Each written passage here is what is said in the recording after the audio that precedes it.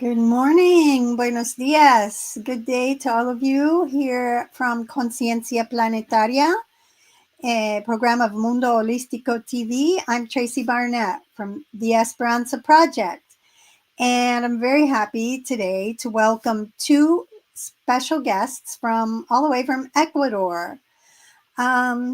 So today we're going to visit with Zia Parker and Roshni.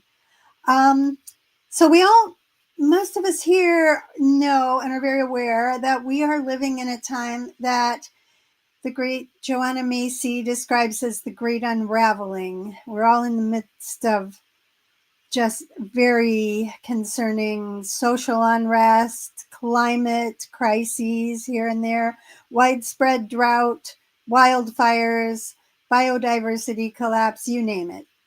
It gets to be where it's challenging. It's very challenging to do what we at the Esperanza Project are dedicated to, which is finding paths forward that lead to a better world for all. Every now and then, people do drop into our lives that give us a glimpse of that because of the wonderful work they're doing. And Zia and Roshni are two such people. So let's have Zia and Roshni with us right now. Zia is a longtime permaculture designer and teacher who founded the Agua Ayni Collective in Vilcabamba, Ecuador. Her work spans more than 3 decades, from Equatorial Guinea and other parts of Africa to the Navajo Reservation to Canada and her home state of Colorado. Zia now lives in Vilcabamba, Ecuador, and is joining us from there, along with her partner and longtime member of the Agua Ayni Collective, Roshni. And we'll be learning a lot more about both of their work here in a few minutes. So here we have Zia and Roshni from their home. Hello, Tracy. Hello. Hi. Hello. Good morning. Thanks so much for having us. We are big fans of the Esperanza Project. Yes. Well, thank you so much for joining us. And as I was starting to say, Zia dropped into our lives at the beginning of the pandemic when everybody was looking for ways to cope with this, the first of what became what we call now a polycrisis now. And she and her team, and Roshni and her team and their team at Agua Ayni were really doing some very interesting projects. And we're going to talk a little bit about that today, and also what brought Zia to this beautiful work. So, Zia, before we arrive in Vilcabamba or Agua Ayni, I'd love to take your story back to the beginning. What first drew you to permaculture, and why did it feel urgent enough to become the central focus of your life? Well, I was one of the many who followed the draft dodgers from the United States to Canada in the 70s to get away from the military influence of the US during those years. And so I was drawn into a homesteading lifestyle and, became very rural in the backcountry, British Columbia. Wonderful memories from that time of my life where I really fell in love with nature. And then, later I went to Africa, once again, just feeling like we need to get a different perspective on life and, just extract ourselves from the US, at least for a while, and get a different perspective. And I ended up being the leader of a project that was very successful by some measures. It was used as a model for a $2.5 million project by the European Union. And it was when I returned, and I'd known about permaculture, and like many people, I felt like I kind of know that, I kind of know that stuff. Um, but I took the permaculture design course at that point after returning from directing the Finca Permanente project in Equatorial Guinea for 2 years. And doing water retention landscaping there was very appropriate, even though it was full tropical ecosystem.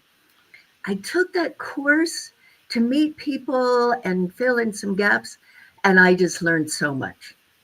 And I felt like I've joined this global family of people, and I just the download of information was terrific, and ever since that's been something that's been near and dear to me.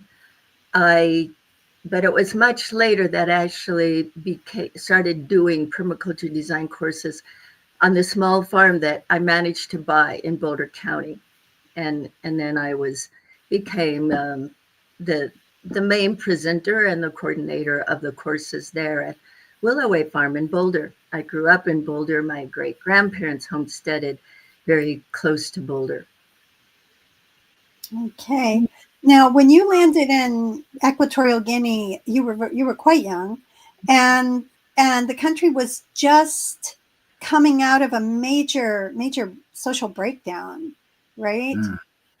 Can you tell me a little bit about what was happening there and how that all kind of landed for you as you were trying to figure out what to do with your skill set? Well, I was really careful that I didn't want to go in as a foreigner and just start assuming that I knew better in any way. However, as there was very little information about Equatorial Guinea when we tried to research it, this was way before internet. There was very little information, but I did learn that the people of that language group had migrated from southern Sudan over 400 years doing slash and burn agriculture. And they stopped where they were because they ran into the ocean. And I could see that their fertility was going down very fast. Mm-hmm. And that is when I felt like, okay, we can teach basic organic gardening here without, it will definitely be something beneficial to people. And it was a military dictatorship. We had a very rural lifestyle. We had to leave the country to call home. That's one measure. And began working with the women there and teaching how to find the contour of the land with the A-frame level. And the women felt like, wow, that was something really cool, kind of technical for them. And I set it up so that they taught the men how to use the A-frame level in the workshops that we were doing. Uh-huh. That was a switch. Yeah, that was quite a switch, especially for that particular moment in Africa, in Equatorial Guinea. When you say A-frame, this is a tool for water harvesting, correct? Or reshaping the land for water harvesting? There are a couple of simple tools that you can use to measure the contour of the land. That is, what a line that is level running across the slope. And just by shaping the land, either to create a small reservoir, small water catchment, or a long ditch on contour, ditch on level that has a slight slope. And the A-frame is the simplest of that type of tool. We now use a water level. Water level costs about $5 to make. You can make one and you can learn to use it in about a half an hour. And I just love that simplicity. You also could buy a laser level for about $1,500. It's more convenient and faster. But the water level is something that's really accessible to people anywhere. And it's basically a clear plastic tube with water in it that will show you the level of the water.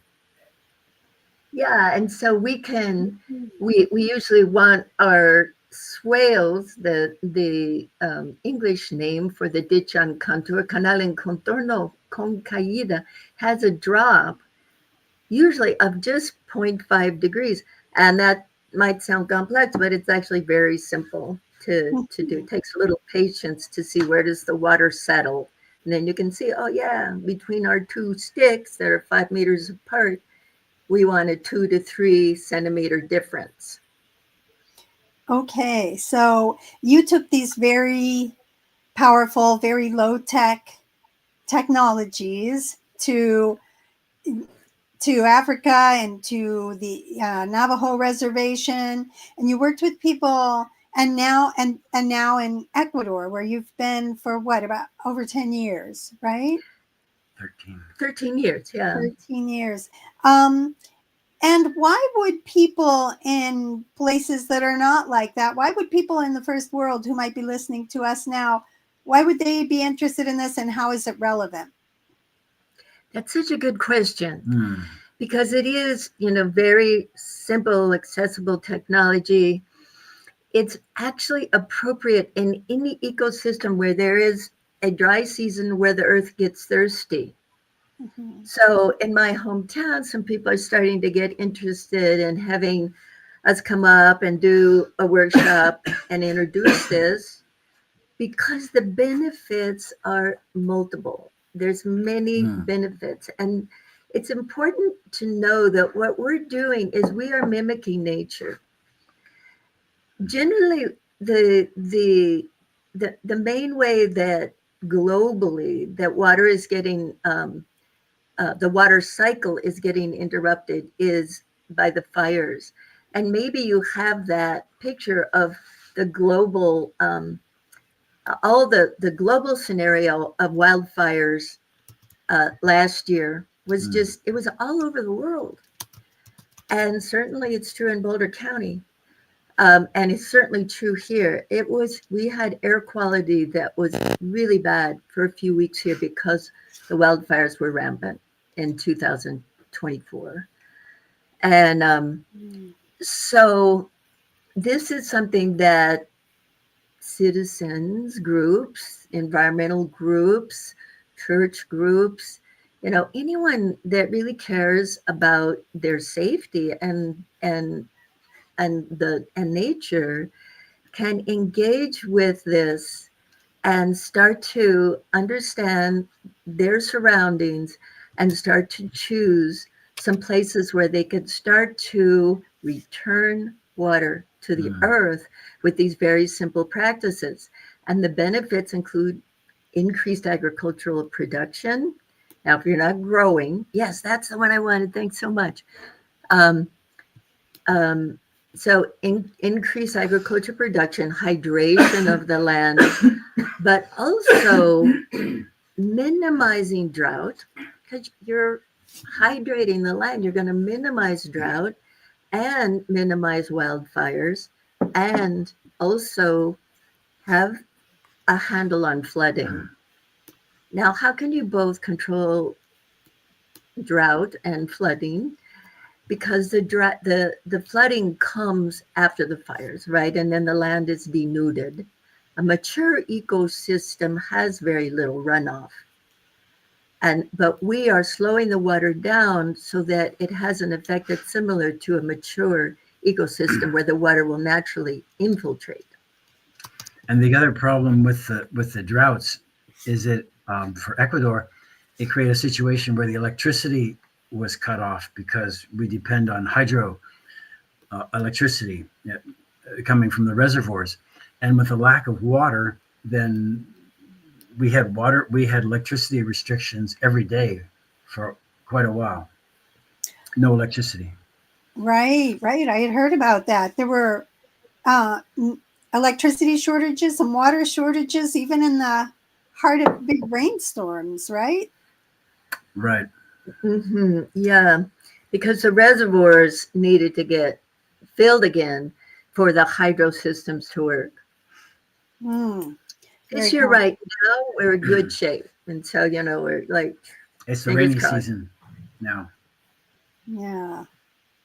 Well, but meantime, I guess the goal is to prepare for those times like you've seen plenty of times when things are not okay.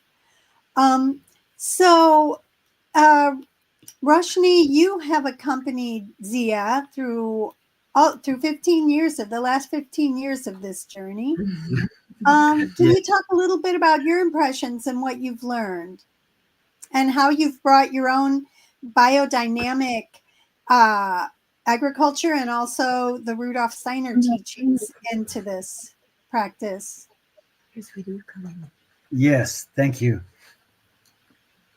I really appreciated your introduction, Tracy, and along with the other dangers that you mentioned, we have the increasing possibility for financial collapse and food insecurity. And what we see in our world in general is intense polarities coming up, that are becoming destructive, and where people are not talking to each other anymore. The answer to all of this, the problems that you mentioned, is for us to live in a self-sustaining community. And Zia has done a big step in that by helping to form an organic market that happens every Saturday. And she met with 20 other, mostly women, many of them growers, organic growers, and formed this. So every Saturday we have an organic market where 20, 30 growers, organic growers, will get together and bring their produce and sell it to the community. And it's become very popular. And it's, besides providing food, it's a wonderful social event where we get together with all of our friends and we can share about better ways to grow organically and to help each other. So that's one of the reasons that Zia and I were able to come together and form a relationship, is that we have the same ideals. And that's my marriage counseling advice to everyone. My experience is that find people and find a partner who you have the same ideals. And no matter how disenchanted we can get with each other, we always know we have the same ideals. We want to grow our food and be with people who are growing their own food, which brings up the issue of sovereignty, which is, I think, what we need to establish. And one of the reasons we moved to Ecuador is to be able to live a sovereign life where we can grow our own food and be with a community where others are growing food, and we can survive any food insecurity because we're growing so much of our own food. The other thing that was important for us is to get out of debt. I went to many conferences in Boulder 15 years ago, and every conference I went to, they suggested the first thing to do is to get out of debt. So whether it's mortgage, car, insurance payments, they were huge in Boulder, in the United States in general. And we answered that by moving from the United States to Ecuador, where we can live to a great extent on our Social Security, retirement, and grow our own food, which has allowed us to pretty much be sovereign and live that life. To answer your question about the principles of biodynamics and how I work with that, the example I thought of is I was a kindergarten teacher for many years, and in Waldorf, it's recommended that to think of each child in your class every night before you go to sleep and hold them in the highest light. See them in a well-behaved, peaceful, positive image. And when I first started doing that, there would be a child maybe there was a child biting another child or tearing up some other child's creation. And so I would see that child, imagine that child, and ask for help from the spiritual worlds. And at first it took me weeks and months to get an answer. But as I did it more, and I tuned into the beings involved in guiding the life of that child and my own intuition, it happened more and more rapidly until after a few years, I was able to think of that child and ask and beg for an answer, beg for help. What does this child need? And and after a few years, I was able to get an answer, sometimes the same day, sometimes right after I asked the question. And it does help to do that right before you go to sleep. Now, we can do the same thing with plants. When your plant has a problem, whether it's insect problem or fungus problem, we can go to the plant, visualize that plant and the archetype of the plant, and then ask for an answer. What does this plant need? Ask the plant, ask the archetype of the plant, what is the problem and what can I do to help you? And the more sincere, the more intense we ask for help, the better answer we'll able to get. So we're developing intuition through imagination. That's a basic biodynamic principle. And relationship. And relationship, yes. Wow, that's an amazing story, Roshni. It And works. using practice to be able to develop, starting with teaching and then learning from teaching and listening. Yes, Listening yes. on both levels, listening here on the physical level as well as the spiritual level. Mm. Yeah. Okay. Well, returning to when you both came together in Colorado and then you decided to come to Vilcabamba, what did you find when you arrived in Vilcabamba? We found a beautiful community that had a higher percentage of organic consciousness than any place I had lived. And I lived in Hawaii for 24 years. Mm-hmm. And there's a lot of organic growers in Hawaii. But here, we met people right away. And so we established friendships and a coming together of ideals. And I just want to clarify a point that Roshni mentioned, that we were involved with the organic market from the beginning, and we really helped weave together the two cultures because there are people from over 60 countries speaking 40 languages in this little village of around 6,000 or 7,000 people. But we were only an influence in that process. We were part of a team. And, I don't want to get the organic market members mad at me by hearing that I started. No, I didn't start it. I was just part of a team. Yeah, please.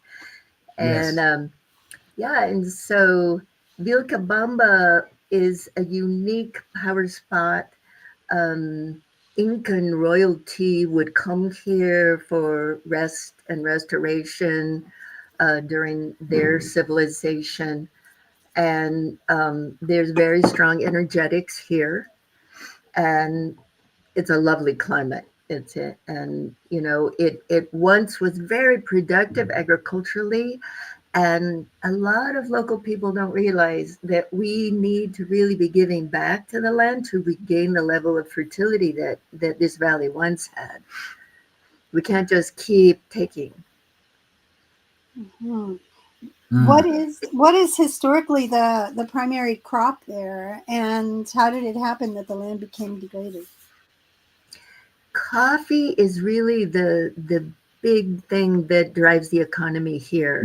Now, historically, I think, it was the root crops, the yucca camote, achira, papachina. These are all taro. These are roots that people love, and the greens and the variety.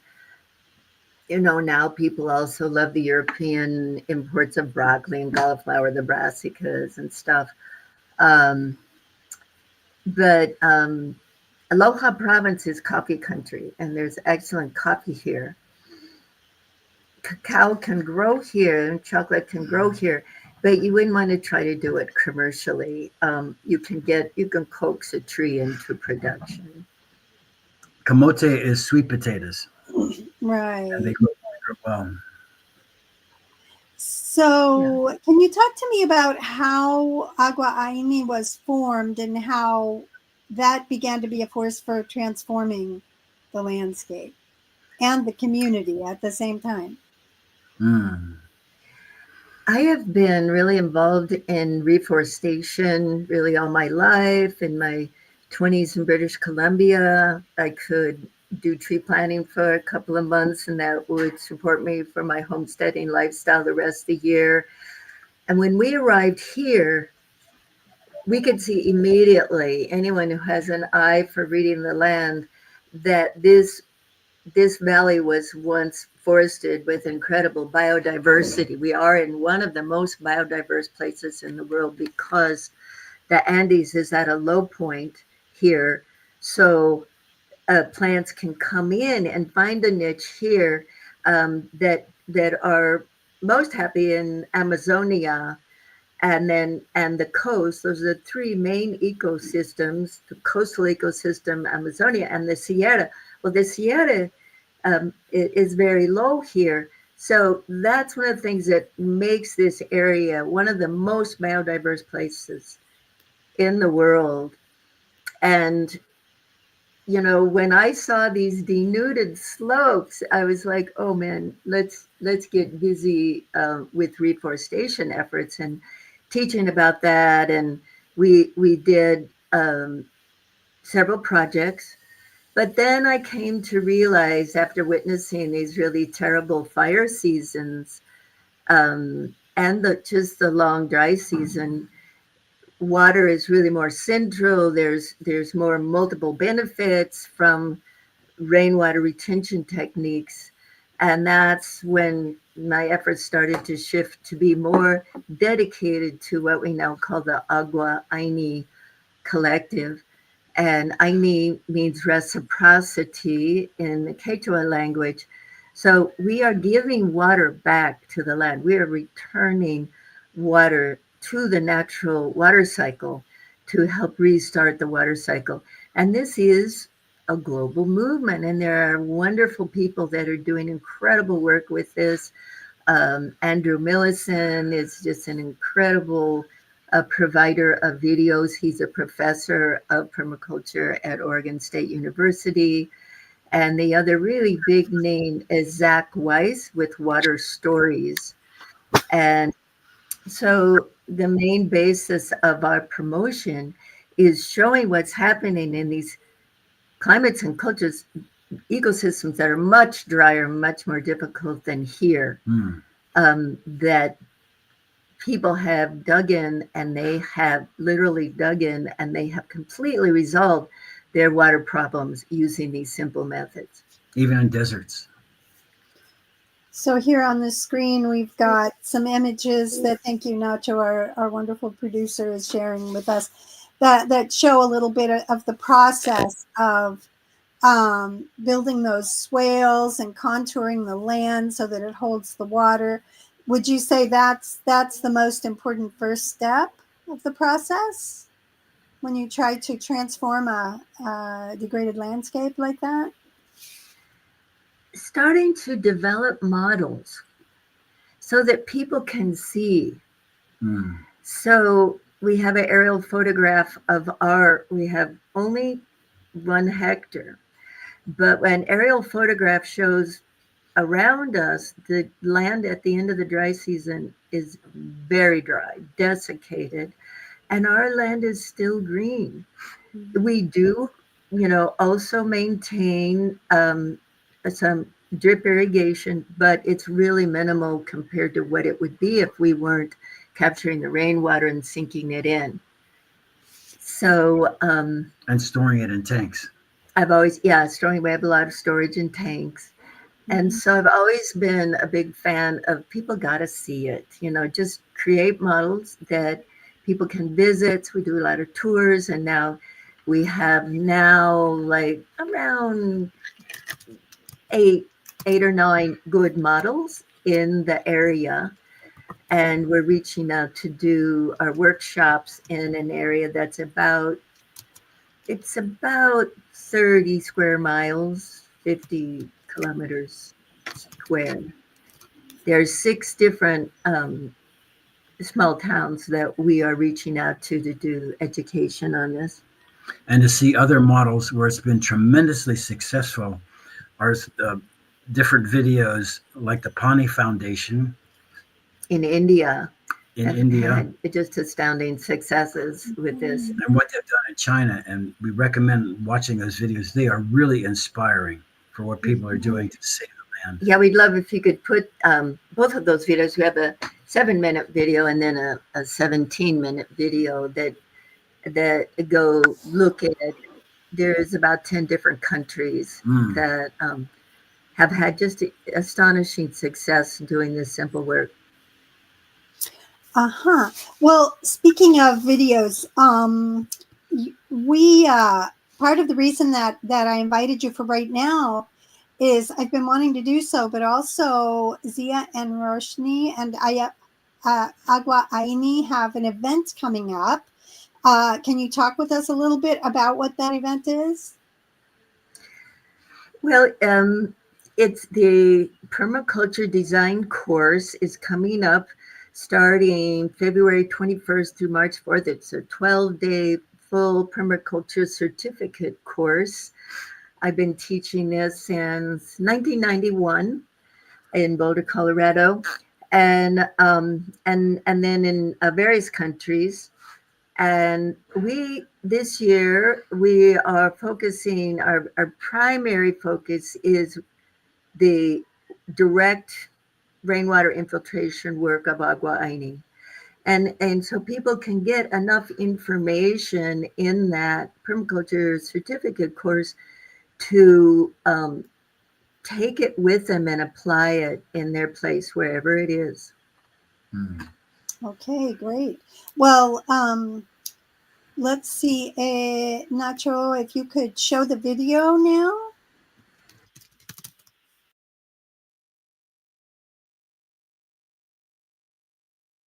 Dear friends, let us imagine a new perspective.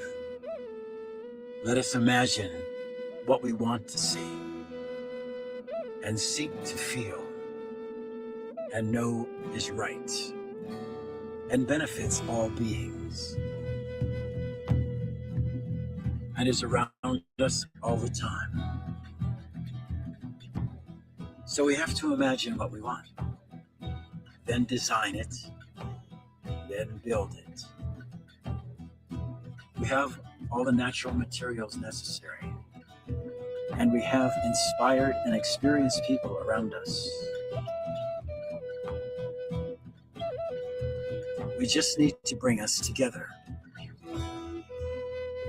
to help each other as collaborators, to make something beautiful, harmonious, and regenerative for all beings. This is our goal. We wish to find partners together to work on this ideal. And that's my favorite memory in the 12 permaculture courses I have helped present. To meet, share, and see what is transforming, and then pass it on to others. For those of us who are interested, dedicated, committed, and want to do it. In this 2026 permaculture design course, we will bring together the finest examples of regenerative living and lifestyle, which we have found. Please come and join us and meet your friends. This intensive is happening February 21st through March 4th at our permaculture farm in Vilcabamba, Ecuador.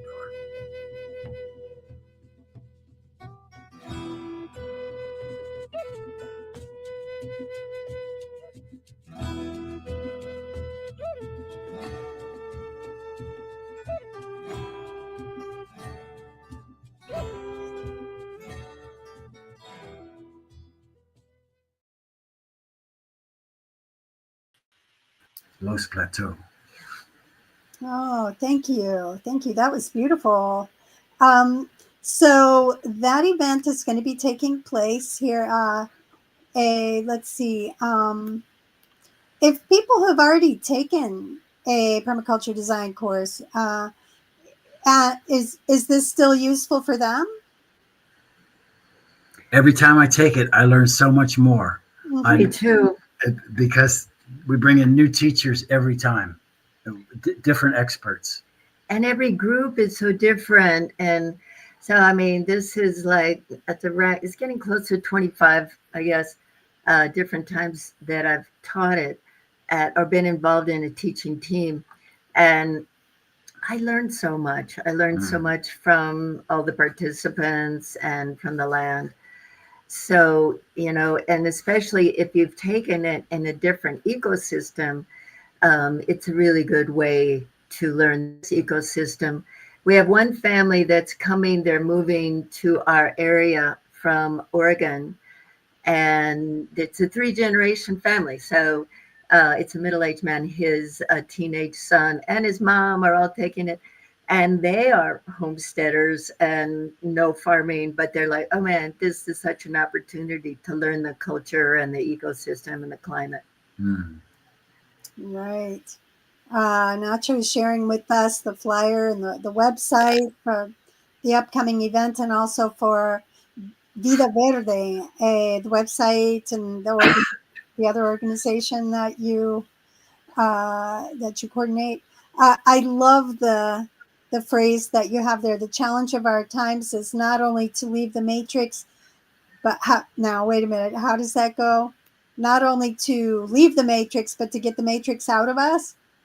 Not only to get out of the matrix, but to get the matrix out of us. And it's just, I think, in terms of crossing the cultural bridge is, to me, one of the most satisfying things that we can experience as humans, to interact with people that are very different than us, and to, you know, given enough time that we actually come to understand each other and appreciate each other. And it's a skill to take off our cultural lens and be able to see life through someone else's cultural lens without judgment, without, you know, it's very easy initially to assume that those of us that have had the benefit of lots of formal education are, you know, it's easy to assume we're somehow more intelligent. But I have found that I love developing relationship with people that live simple lives close to the land. Campesino people are very intelligent and have enormous stores of wisdom to share with us. And then, of course, Indigenous people have maintained this knowledge base that we're very lucky that it's still here on this planet. It hasn't been wiped out completely. But they are the ones that have kept a balanced, harmonious relationship with nature through the millennia. Doesn't it make sense that we really listen to that? And so that's something I appreciate so much about your work, Tracy, that you're highlighting that and illustrating that. And yeah, so just one of the things about permaculture, sometimes people say, oh, permaculture is they're just doing what Indigenous people have always known. Well, actually, permaculture is taken a lot of the things from different cultures around the world and put them into a format that makes it easy for us to access a lot of knowledge and gain, start to, the phrase I like is learn to think like an ecosystem, start to learn to think like nature, and then be able to create lifestyles where we're really integrated with nature rather than just harming nature. Right, basically. right. Really, Using really creating nature-informed systems as opposed to, and systems as opposed to just mining the resources, right? I think it's that we're still very much in this cultural, I want to say, bad dream that success should be measured by how much material accumulation we've managed to realize, right? And anyway, just if we state it that way, I mean, obviously that doesn't make sense. But if we look around and we look at what are the main goals of most human beings are to just accumulate material wealth. And but my experience is that the most satisfying and joyful thing is how much can I have some influence on serving life, on serving the common good. It's just so much more of a really satisfying, deeply satisfying way to live. Yes. Absolutely. Roshni, one of the emphases I see in your work has been to try to encourage creativity and imagination. How important would you say that is in our times, and how to apply it as we try to respond to the urgencies of this moment? Yes, thank you. The challenges of our times keep presenting more and more difficult, desperate situations, like drought and these wildfires. And so I find I really need to ask for help. I really need to ask for solutions that are beyond my scope. And so to develop again, as I mentioned before, to develop intuition through imagination has been absolutely necessary for me to understand children, to work with children, to work with parents. Whoa.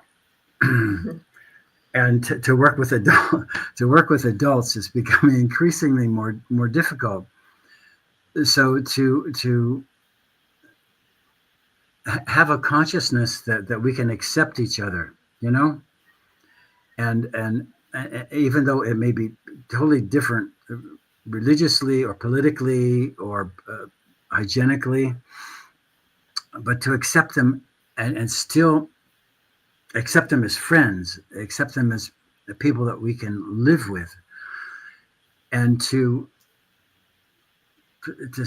still work with them, like the people that come to the organic market on Saturday, all kinds of different polarities, different viewpoints, strong viewpoints, where we all think we're right, and they think this is the answer or this is the problem, but to be able to somehow still be friends and work things out together. So yeah, I find my meditations are necessary for me to get answers. Yeah, I thought that was just happening here in the United States, but it's happening in Vilcabamba as well. Everywhere. Yeah. We got Ukraine, Russia. We have Gaza and Israel. We have Sudan. Horrible problems with people dying by the thousands. And so, yeah, how do we help? And it's so interesting the way that you picture and you reach out to the archetype, not just to the person, not just to the plant, not just to the child, but to the archetype. I'm reminded of, I guess there's one school of thought that refers to it as a diva of the ants. Exactly. Let's say you've got the ants that are attacking your lettuce. And so how do you deal with that? Yes. The meditation. And so that same practice can be applied to humans that we don't necessarily agree with. Yes. Yes. In our example, we had a problem growing worms. The worms kept dying, and finally we realized it was the ants. The ants were killing the worms. So we kept building new hotels for them, ant hotels, ant hostels, and they were still dying. And finally, after begging for a solution, we were told by an experienced person that if you keep enough water to the worm hotel, to the worm residence, that the ants won't like it. And so we did that, and sure enough, it solved the problem. Excellent. Yeah, and sometimes it's so simple, but you just have to look at it from a different perspective, right? Yes. Yeah. Zia, did you have something you wanted to add to that? I did, because I have a story that is so fun. Mm. On Roshni teaches in the evening program every evening during the permaculture design course. Roshni presents about how to develop intuition and imagination from the perspective of the biodynamic work. And then I include an occasional presentation on how do we communicate directly with plants and or insects or larvae. I had an experience, this was in Boulder, where I was putting in a new garden, and I had some lovely tomato plants. And one day I said, my tomato plants are really being decimated by these tomato worms, these big fat tomato worms, which Giant worms. I happen to know they are the larva of a hummingbird moth. And so I went and I sat and I meditated, asking to find where these creatures are in the evolutionary scale. You know, they're not worms, they're not snakes. They're larvae of this amazing moth.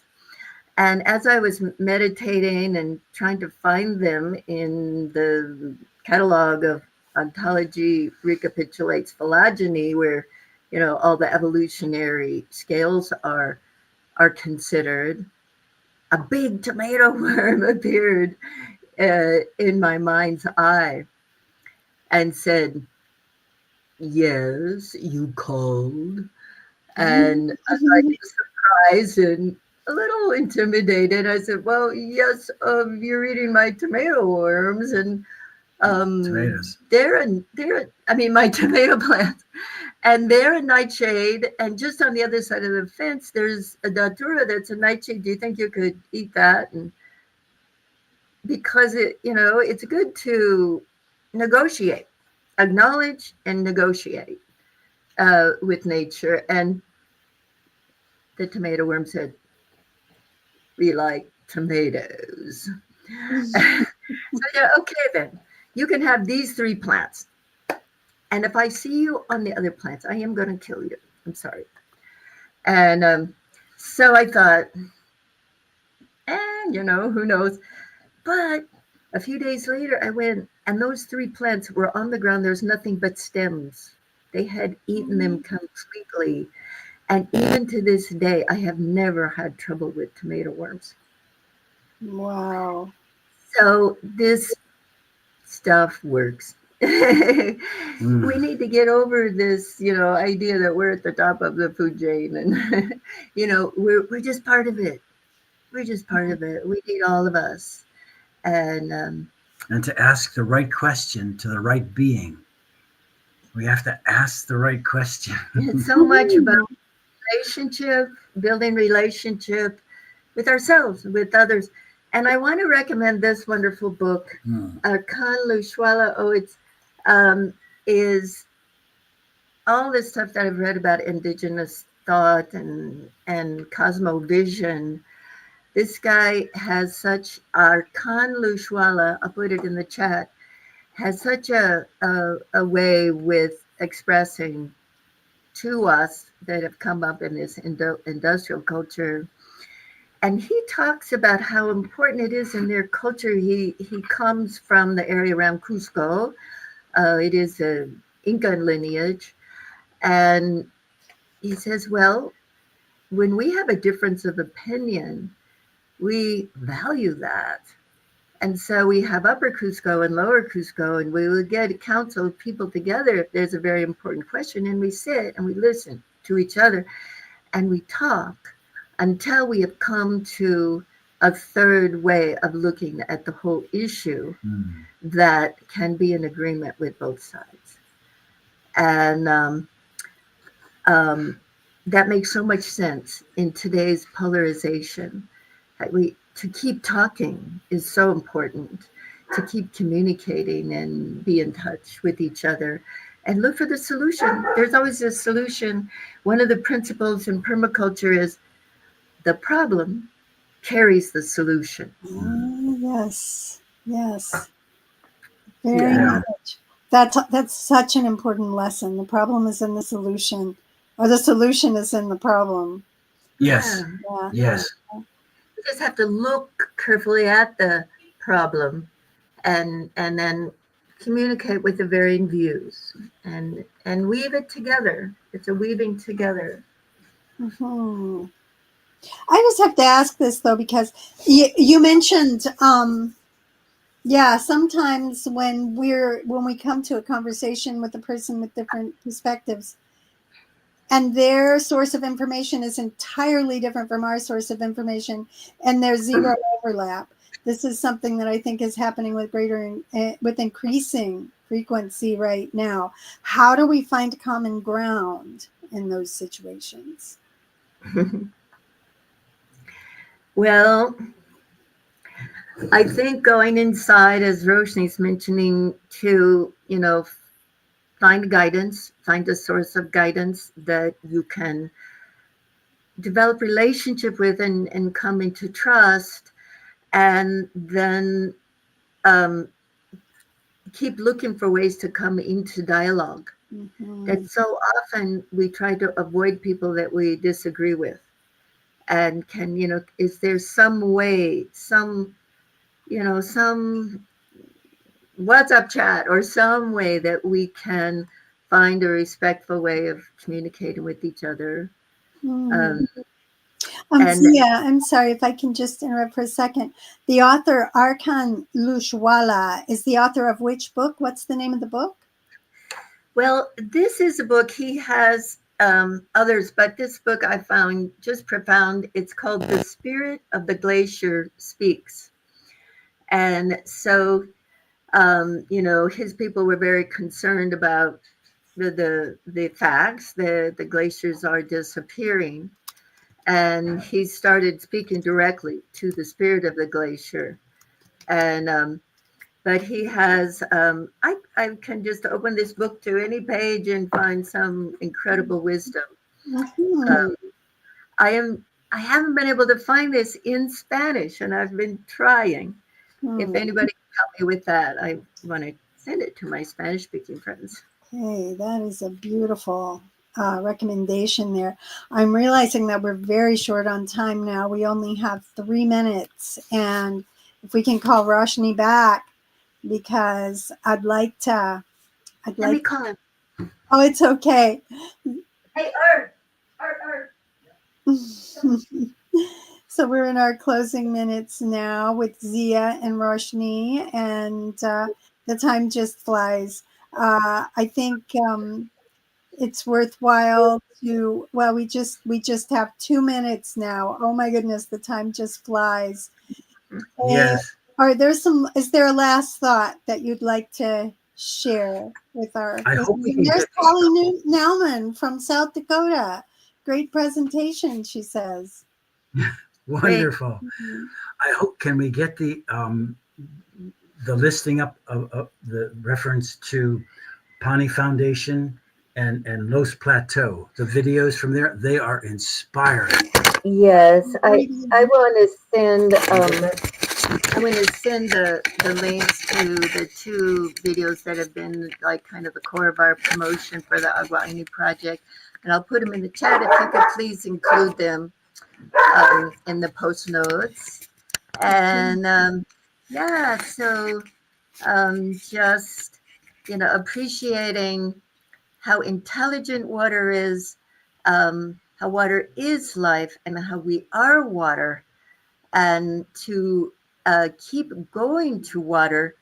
Water itself is a wonderful source of guidance for how to lead our lives.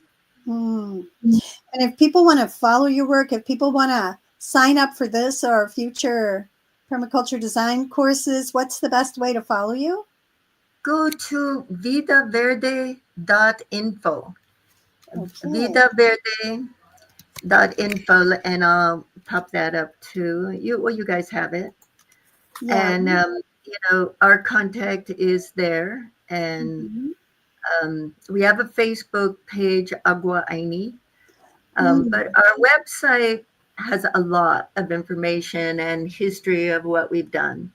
Okay. Also, a tip about Agua Ayni. I noticed there are several of them, but yours is Agua Ayni. And if you type in Agua Ayni in Facebook and Vilcabamba, that helps it show up if it doesn't show up otherwise. Oh, thank you. Yeah. Yeah. So, and now our time is up. So I guess just thank you so much, Zia. Thank you, Roshni, and for taking this time and for visiting us from Vilcabamba, Ecuador. I will be following you closely, and we'll be putting those links in the video notes. So I hope everyone will circle back and will follow Zia and Roshni and Agua Ayni. Thank you so much for being here. Thank you, Tracy. Keep Gracias. up the good work. Thank you. You're doing wonderful. Likewise. Okay. Okay. Take care then. Bye-bye.